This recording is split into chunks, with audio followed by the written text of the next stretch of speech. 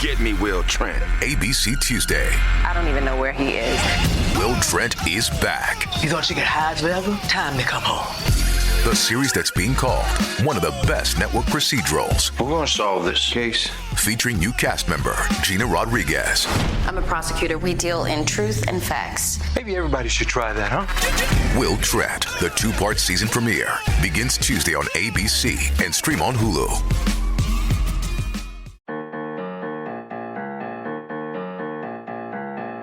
You're listening to the Reversing Climate Change podcast by the team at Nori, the carbon removal marketplace. This is a show about the innovators and entrepreneurs developing solutions to climate change. Hello and welcome to the Reversing Climate Change podcast with Nori. I'm Ross Kenyon. I'm the creative editor at Nori, one of the co-founders here. Today we have with us Alex Roetter, founder of Terraset, a new nonprofit climate fund that is using private philanthropy to invest in carbon removal projects. Thanks for being with us, Alex. Thanks for having me. I'm excited to be here.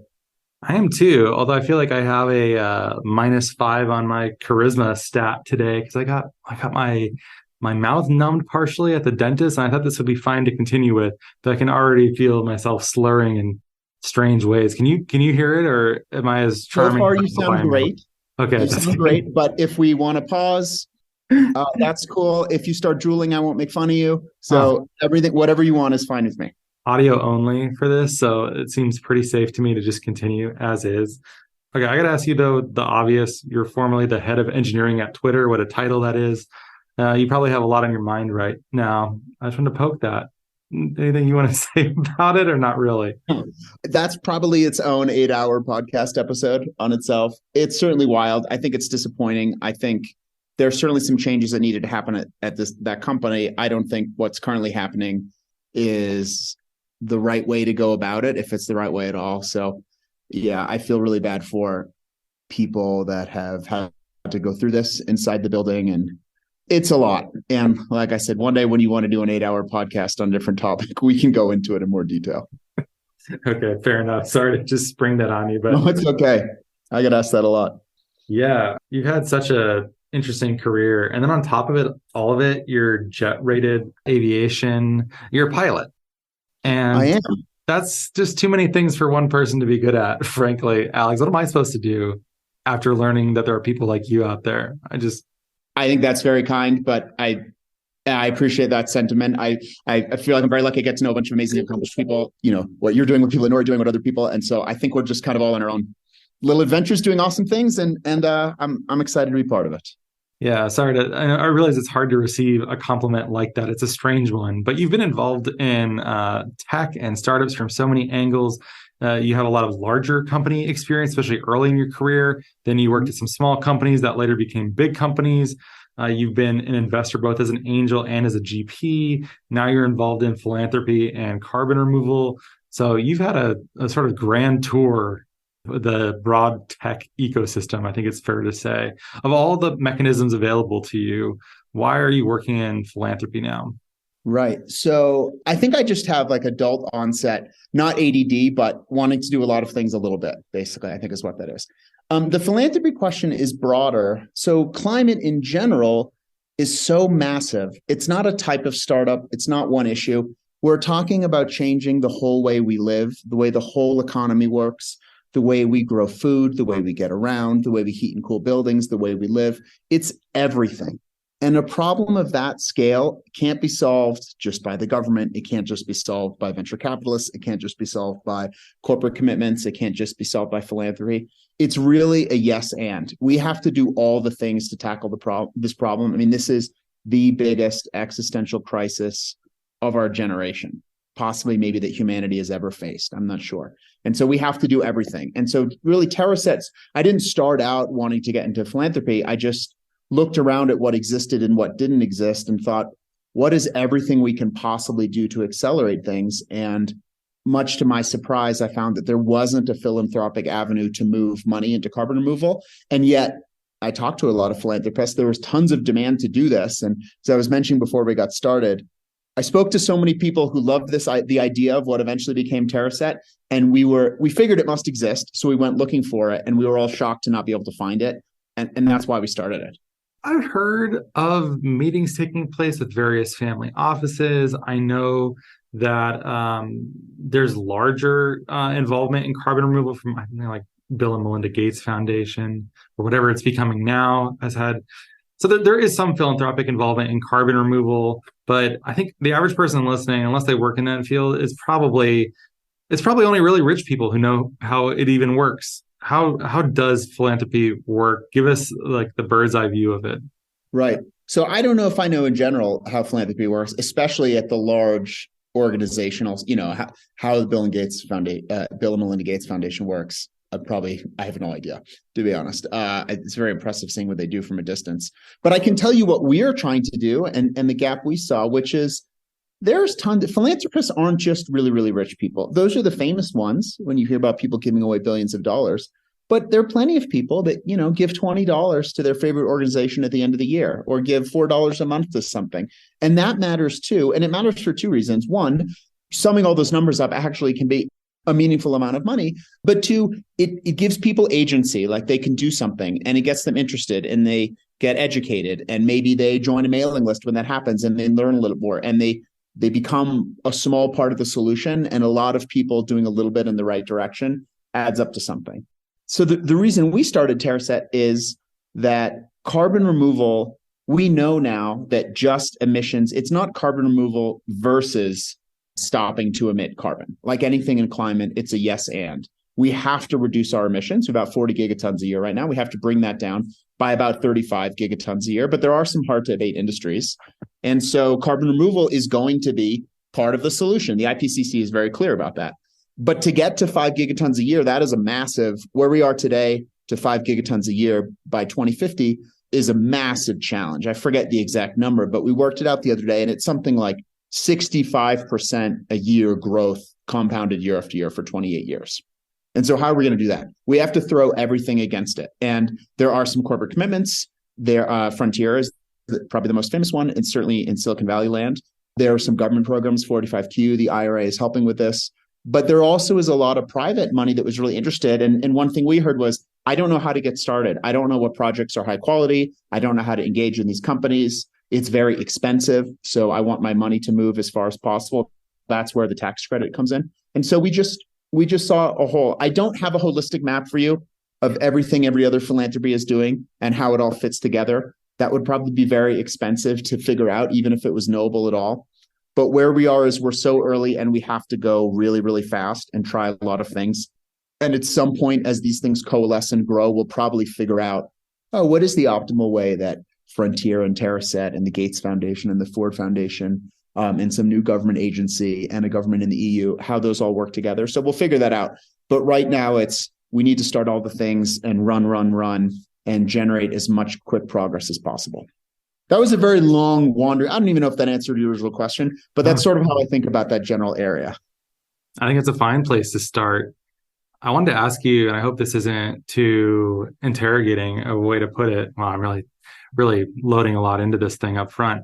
If it's sort of a conventional founder question that you might ask as an investor, but why you? You could have done so many different things. Why carbon removal? And then also, well, I guess you kind of answered that. But why not start another business, or why not focus on, I see you've worked on flying cars, you've worked on mobility and transit. Why not work in that sector? Is that no longer the place where you see there's the most leverage at this point? Well, I think they're very different. I'm not saying we should have carbon removal instead of flying cars. Although I suppose if you really push me and I could only pick one, I would pick carbon. I do think removing gigatons of carbon from the air is ultimately more important than having electric flying cars, as much as I like aviation and as much as I hate traffic. But it's really not I'm really grateful they're extremely intelligent, talented, driven people working on flying cars. Some of whom I was lucky enough to work with before. So that's great. That is happening. It's almost like a happenstance thing. So I started looking, reading IPCC reports, and I saw that carbon removal is massively underfunded for how big of the solution, part of the solution it needs to be. So as I mentioned, of the 40 gigatons a year, 35 needs to come from emissions reductions and 5 needs to come from removal. So it's really, it's about an eighth of the total problem. And yet it's very underfunded. Of all philanthropy globally, only a couple percentage points go to climate in general. Of that couple percentage points, it's only a couple percent that go to carbon removal. even though it needs to be an eighth, if not more. Some people estimate 10 gigatons a year, an eighth to a quarter of the entire solution, and it's getting almost none of the funding. And I looked at a bunch of these because there is a lot of startup activity in this space, and that's why Terraset can exist. That's who we purchase from. And I talked to them about what they need, what they need. And I originally thought actually they didn't need more demand, more money, because they were so supply constrained.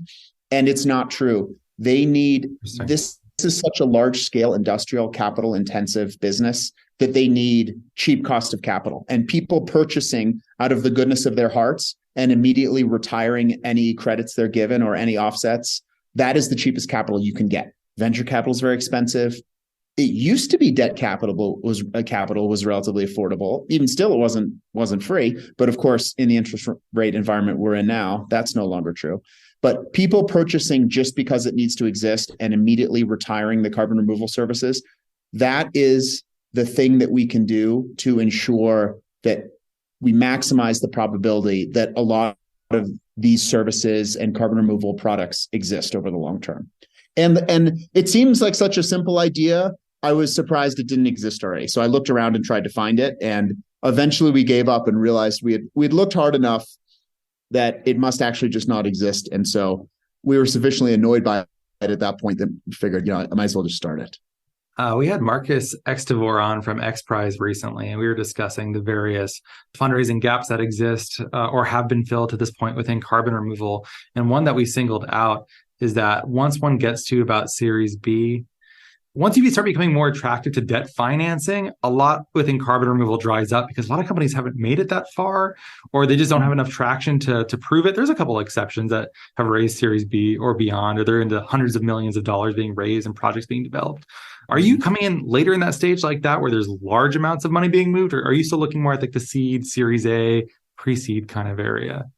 So the thing we care about is pick 2050. I mean, it's an arbitrary date, but it is a date at which a lot of climate milestones are set. The thing we care about is doing everything we can to maximize the chance that as a species, we are removing gigatons a year of carbon from the atmosphere by 2050, because the scientific consensus is very clear on that being absolutely critical to avoid the worst climate outcomes. So we don't have religion over what stage company. It doesn't even need to be a company. If there were another nonprofit doing carbon removal, we'd be happy to buy carbon removal services from them. If there were a B Corp, a government agency, it doesn't matter. What we care about is doing everything we can to move this entire space forward. And being an early customer of something is a way that something will continue to exist in the future at higher scale and at cheaper unit cost. The prices of carbon removal today is insane. It will never scale to gigatons a year. And that's because we're very early. Many things in the early days are very expensive. So we don't have a thesis on stage. What we do look at, we do have a bunch of criteria that Terraset looks at when we're evaluating our projects. So, is it additional? Is it verifiable? Is the project ethical? Are we storing carbon? We call it long-term. Are we storing carbon for centuries or millennia? Does it have the ability to scale? It's okay if it's not scaled right now, but it needs to have the ability to scale theoretically and in practice. And is it validated by a bunch of other really smart researchers and scientists and organizations? But so if we meet all that, it doesn't matter. We don't care if it's a company or not a company, if it's Series A or it's late stage. That doesn't matter to us. Sounds fairly within the realm of advanced market commitments like Frontier. Is there a point of contrast you might draw, or are you fellow travelers pretty seriously? Yeah, the mission is very aligned. The main contrast I would draw is just the source of the money. So I'm very glad that Frontier is doing this. It's also the case that it's too big of a problem that we should just rely on 4 companies with benevolent CEOs doing the right thing. And so we also need the government doing this. We need, federal governments, local governments doing this. We need private philanthropies doing this, both small scale donors and massive philanthropies. Again, the likelihood that we oversolve the climate crisis and we realize in 15 years, wow, we're blowing this 2050 thing out of the water, we really should relax because it turned out to be way easier than we thought. That would be an amazing success problem to have. And I'd be happy to do less things if that were the case. But where we are right now is we're facing this daunting task, really with not as much time as we would like. And we have to do absolutely everything. So specifically compared to Frontier, it's really the same cause, but private philanthropic money, not corporate balance sheet money. Got it. Are you able to share much about with whom you're working and how it's going, what you're thinking about right now? Sure. Yeah. So you mean like the providers that we're purchasing from? Yeah, is there anyone that we would know? Or are you even able to say? Yeah, so we're public about the two first providers we're public about. You probably know both of them. Charm Industrial is one. They're bio oil, and Heirloom Technologies is another one. Both of those we like. We have visited the Super cool. factories. We have there are a bunch of other very smart people that we respect have either purchased from them or invested in them or are partnering with them. They have two different technologies. It's important that over time, we're just getting started. So over time, we need a diverse set of providers that we're purchasing from because there is technological risk, and we want to have a bunch of bets so that the ultimate thing we care about, removing gigatonnes by 2050, is most likely to happen. So Heirloom is an enhanced weathering company. Charm Industrial is bio oil. Those are probably familiar to a lot of your listeners. Yeah, both alums of the show and probably the other show, Carbon Removal Newsroom, too. What Right. about from the other side? Are you able to talk about the source of this money? Sure. So we're very early. We've announced a couple donors. Tim Ferriss is a donor of ours. Calvin Frangione is one of the founders of Segment, is a donor of ours. We have a bunch of other individual donors. We've talked about them publicly. I will say we're very early on that. And one thing that's important that we do is I believe this mission is one of the most important things we can do. By that, I mean solving climate change, of which we're playing one part, an important part, but one part. And so allowing Terraset to run as quickly as possible is very important to us. And as it is right now, it's a side project by a bunch of very committed people, but we are working on it part-time on the side. So what we're really trying to do is raise enough money so we can put a full-time team, a very small, lean team, but a real full-time team against this so they can just run, and maximize the impact that Terraset has on this industry as quickly as possible.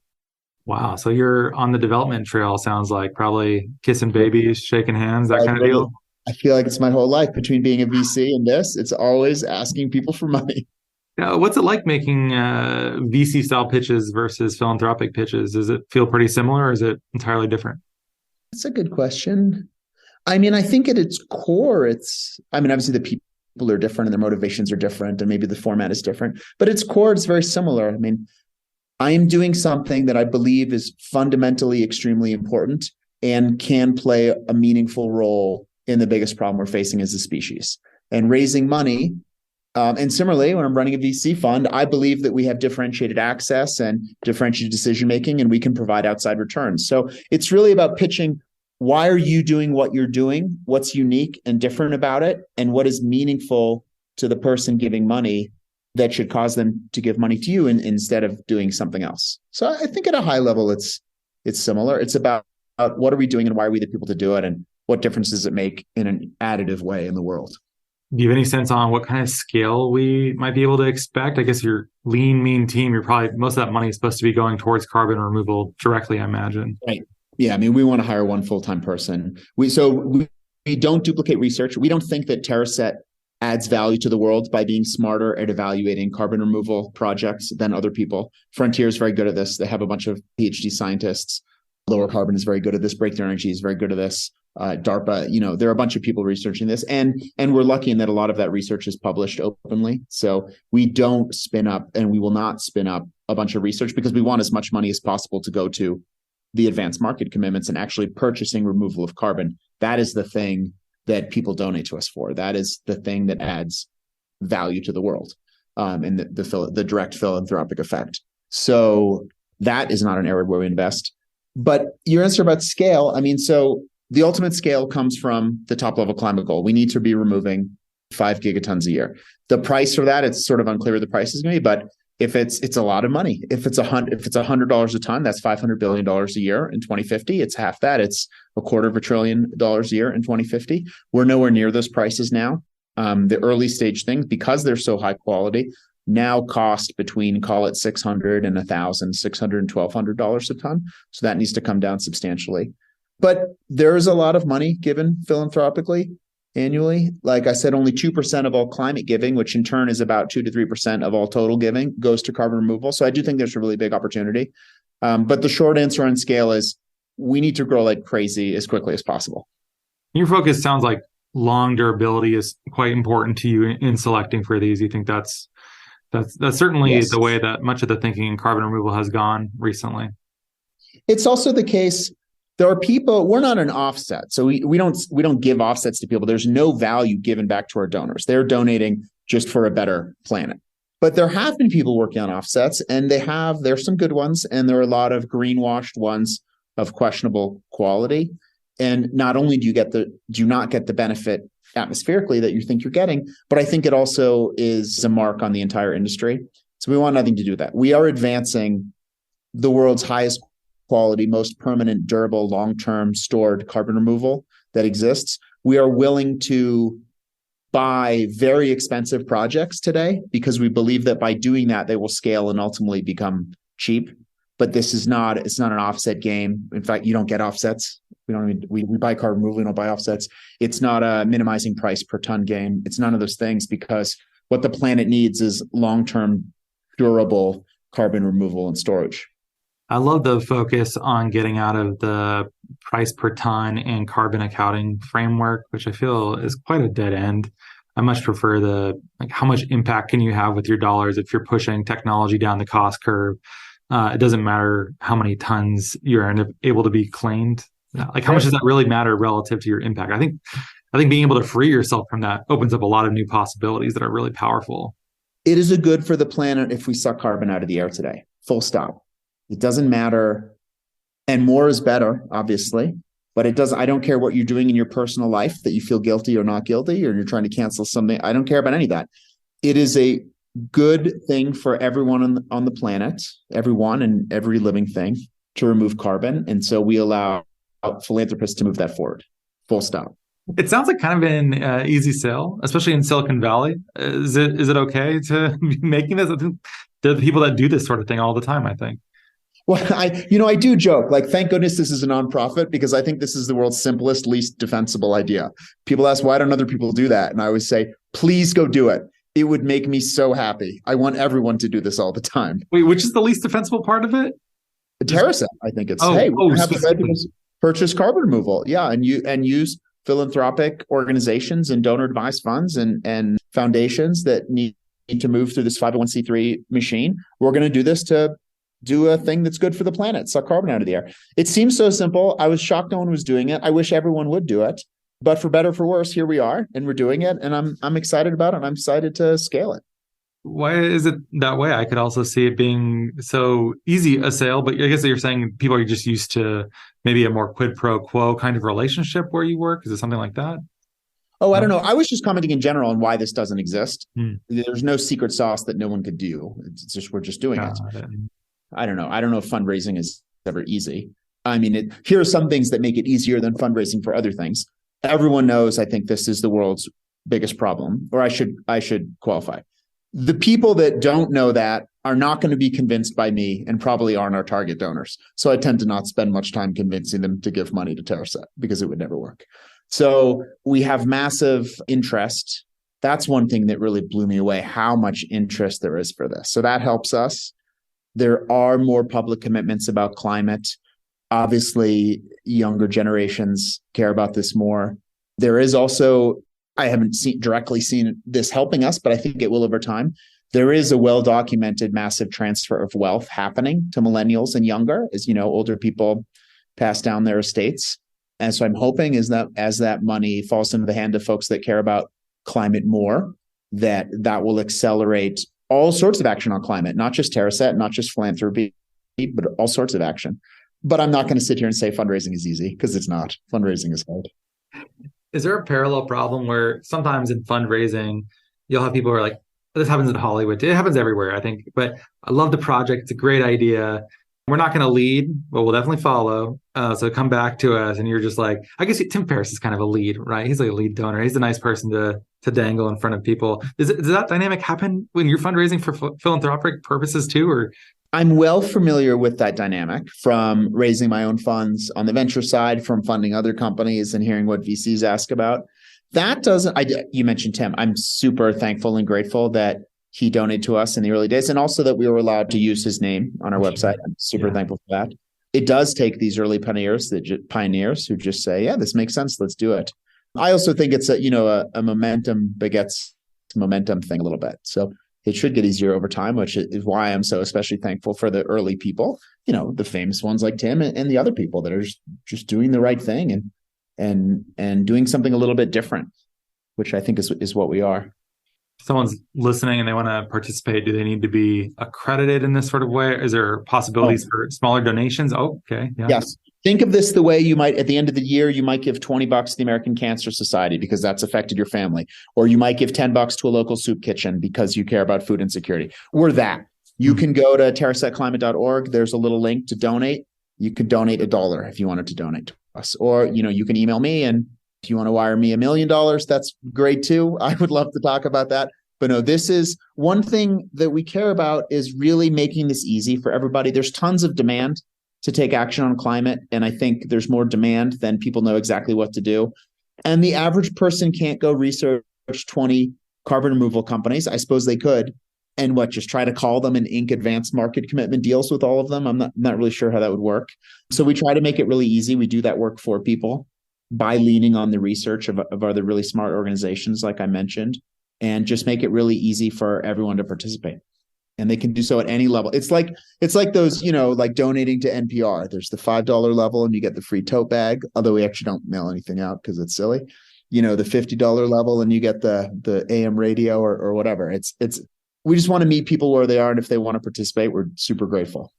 Trying to think how many carbon removal companies really do have a strong B2C focus. I can't think of. Like Nori sells some B2C, but it's not a huge part of what we do. Climeworks famously has their subscription, although it's quite expensive. Mm-hmm. I don't think it makes up. And then most carbon removal is often sold out quite far in advance, as you know, right? For B2B deals. So I'm wondering where even would an average person who wanted to buy certain types of carbon removal even go? Maybe it's to you guys.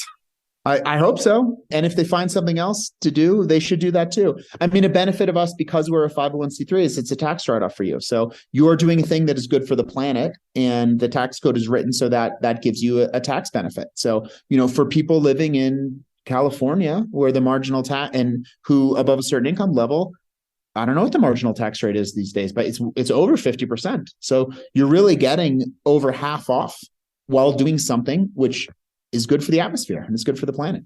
Wow, I really buried the lead on this episode. Clearly, being able to make tax-deductible carbon removal purchases / donations, that is definitely a value added. People ask us about that sometimes too. They're like, can I deduct this? We're like, no, that's not a thing that you can do with these. But in this case, yes, you can.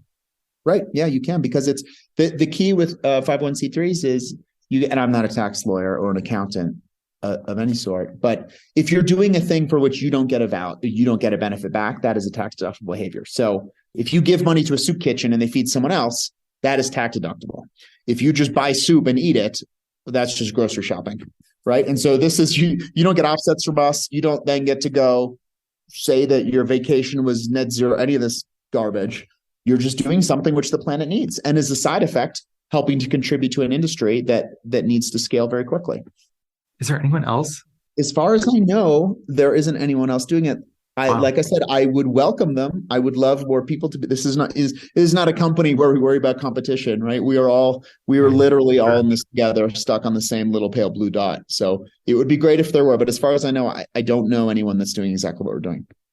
Wow. Yeah, I can't believe we got to the very end of the show before that one came up, because that's probably what I'm going to title the show with: tax deductible. Sorry, maybe I should mention that.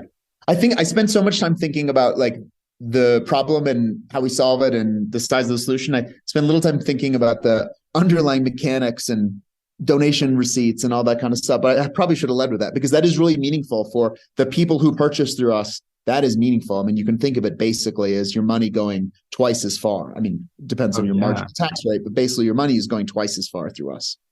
No, that's absolutely huge. And I think that should be celebrated much more. I'm wondering if that's going to cause, you're paying less tax for a good thing, but are people going to be salty about like less tax revenue coming in because of carbon removal? Surely it's such a small scale. What do they care?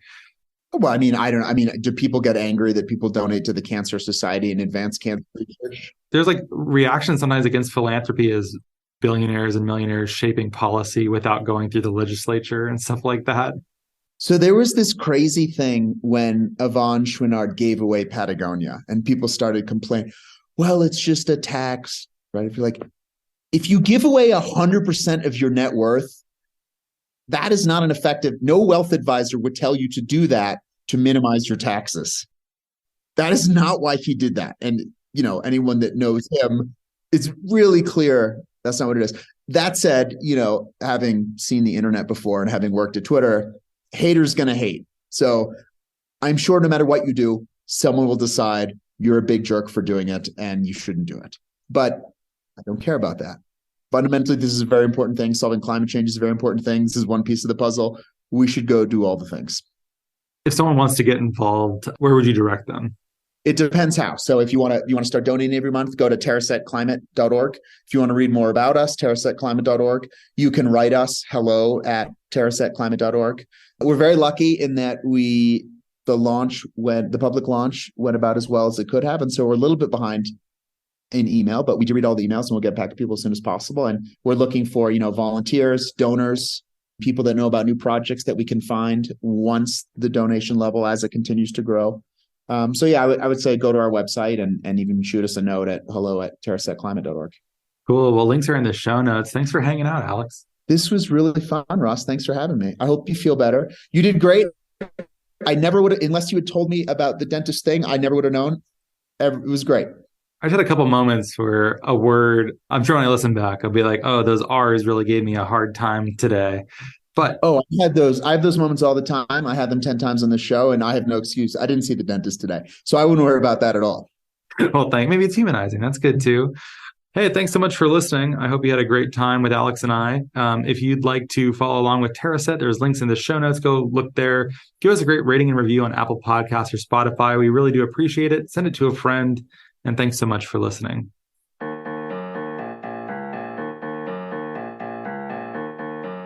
Thank you so much for listening. If you could please subscribe and give us a great rating and review on Apple Podcasts or a rating on Spotify, that'd be much appreciated. It helps us get our content out to more people. You can sign up for our newsletter at nori.com, follow us on social media, and we will catch you next time.